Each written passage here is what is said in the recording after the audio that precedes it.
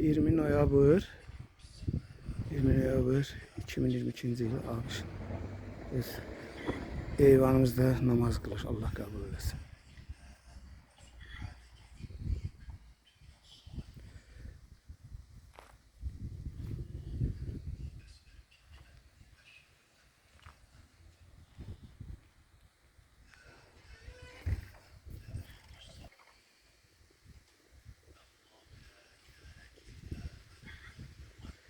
Allah kabul etsin.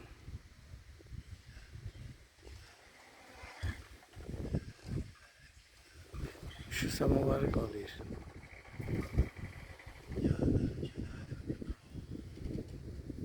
Burada kalan hapseder gitti maşının litroklar. Bu kadar. Bak böyle.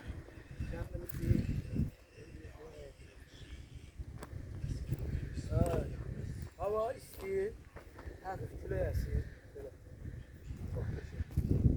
Buraları araba gider, buralar şey olur. Tut ağaçları sana. Burada artık yuvarlık,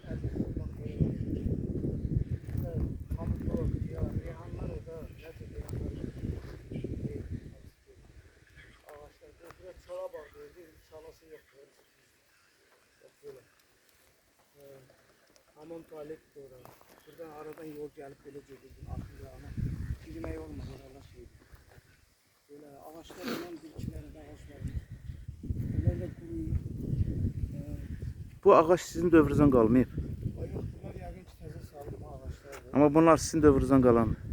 Yok bunlar Arkandakı nar. yok. Bence vardı. Sizde orada nar var idi. Ay yok burada şaftali şey yok.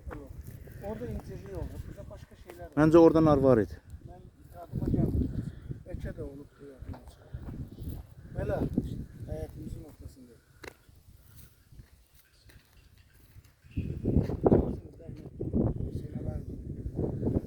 Hamısı dağıldıklar, hiç kalmadı. Bak böyle.